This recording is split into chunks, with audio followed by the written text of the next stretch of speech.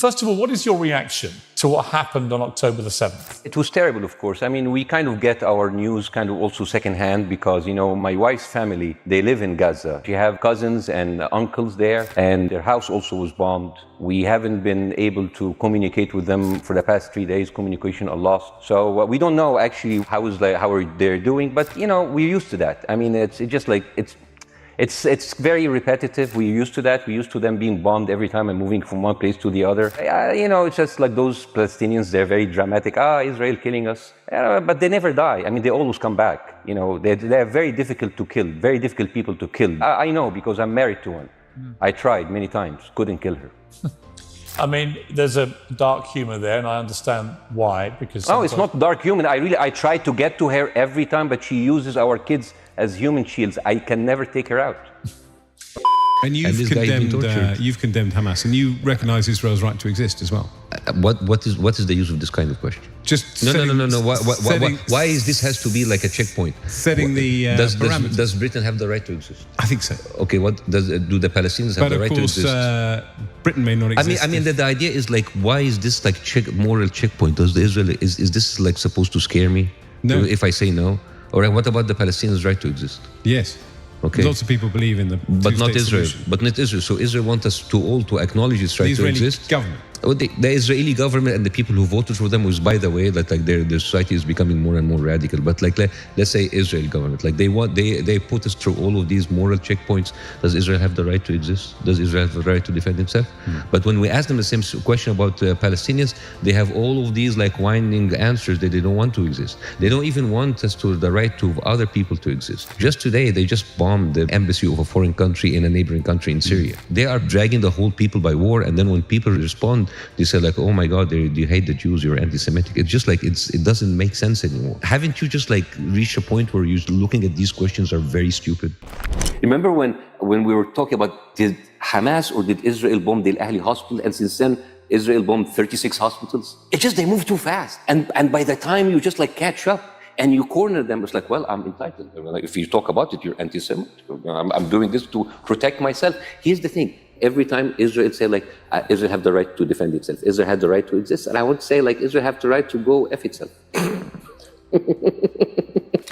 This is like what happened with the World Central Kitchen, yeah? They killed 7 people. It's like, we're sorry, guys. I mean, war is terrible. And then the second one, they said, it's Hamas. And then third one, it was us. And then, war is bad, guys. I mean, sorry. I know we're sorry. And then they would even have their Twitter account saying, this is the difference between Hamas and Israel, because Israel acknowledges its mistakes and apologizes. Bravo, bravo, beautiful. And then even one of the tweets said like, look what Hamas made us do. Just like, I mean, you don't even need to actually write any jokes about this. If you were Israel and that had happened to you, what would you think would be the appropriate way for the country to respond? I would do exactly like Israel did, kill as many people as possible since the world is letting me do it. I mean, I can do it because I can, you know? But the thing is, you know what? I agree with you. And you know what? I'm going to be even ahead of you because I see the question coming. Do you condemn Hamas for the atrocity? Yes, I condemn Hamas. I condemn Hamas. Hamas is the source of all evil. They're the reason for everything. And you know what? Let's, for a minute, imagine a world without Hamas. Right. What will this world look like? Let's give this word a name, and let's name this word the West Bank. Hamas has absolutely no control in the West Bank, and since the beginning of this year, only through August, 37 Palestinian kids were killed. No music festival, no paragliding, no Hamas. Since the occupation of the West Bank, 7,000 Palestinians were killed. No music festival, no paragliding, no Hamas.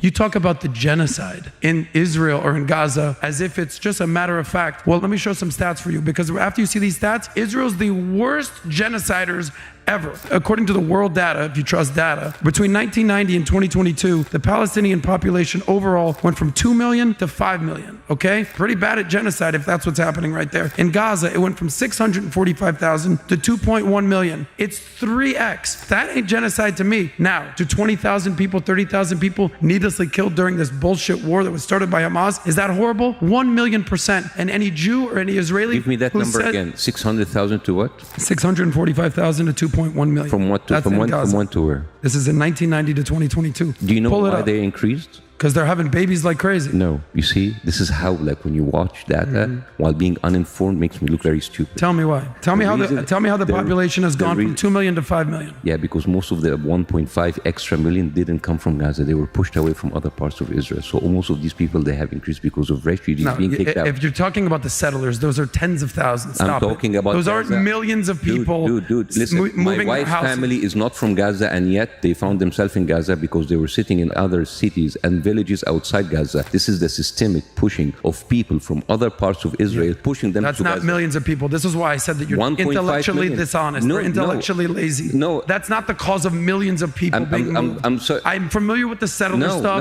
and the disengagement in 2006. You don't know what you're talking about. These are people that millions were outside. of people? What? Okay. The people who belong to Gaza are 700,000 people. Right now, Gaza is 2.2 million. That is not birth rate, my friend. These are people pushed from, and by the way, that's not the first time. 1948, at the night of the declaration of the State of Israel, 1.5 million Palestinians were like moved overnight. So it's not the first thing. So before you giving me numbers you want to appear smart, know what are behind the numbers, because these are not people that gave in babies. Okay. These are people being pushed from other places in order to be part of the open air prison that it is. When you spread the lies of 40 decapitated babies, although it was refuted, so what happens when people hear that, killing babies is horrible. But when you say decapitated 40 babies, you are planting a certain image with a certain trigger in people's mind. Who has said that? Who has said 40? Who has said that? Who has said 40 decapitated? Who has said that? You have repeated. No, I haven't. What? I've never said that. You haven't said on your show 40 decapitated babies? Never. I choked up earlier reading this new revelation about 40 babies being killed. Oh my God. And some of them being beheaded. And I was like, how can any human being do that to a baby? You haven't said on your show 40 decapitated babies? Never. Ben Shapiro didn't say it? No. Ron DeSantis didn't say Nobody has said it? Okay, nobody said it? No. Oh, okay, maybe I am wrong. Decapitated. You're wrong. I've never said that. There was a very famous post by a speechwriter of Netanyahu. He said, what is so horrific about understanding that the whole Palestinian people are our enemies? All of them are enemy combatants. We should kill them, kill their mother, destroy their homes, the homes that they raised those snakes, so no snakes will be raised in this house anymore. And this was reposted by Ali Chaket, which is the Minister of, wait for it, Justice. It's not about Hamas anymore. It is not about Hamas. They can tell you it's about Hamas, but it's not about Hamas. It is basically, they have said it many times, Beirs. This is a way to kind of push them into Sinai. This is not about eradicating Hamas. This ship has sailed. I am sorry, but like anybody who still believes that this is about Hamas is stupid, because I don't agree with that. Really? No, because I think... But why they're... I'll tell you why I don't agree. There are like 100 people I think killed in Gaza. Any country that suffered the kind of terror attack that Israel suffered, with the kind of death toll that occurred that day, 1,500 plus people, grandmothers, kids, young women being raped, kidnapped, beheaded, it's been reported, and so on.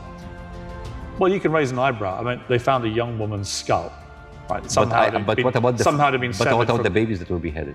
Well, there was a report, and you and I had this discussion on air. You falsely quoted me, and I wanted to clarify that with you in person. You thought I'd said that 40 babies had been beheaded. So what did you say? I never said that. What did you say? I said it's been reported that 40 babies were killed, some of whom had been beheaded. That's what I said. Yeah. Totally different. Yeah. There's a very different, well, it is different. Yes.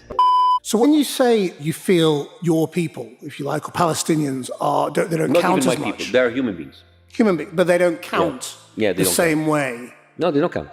How many Palestinian kids were killed since October 7th? In the West Bank? 81. Yeah. If 81 Israeli kids were killed since October 7th, what will the world do?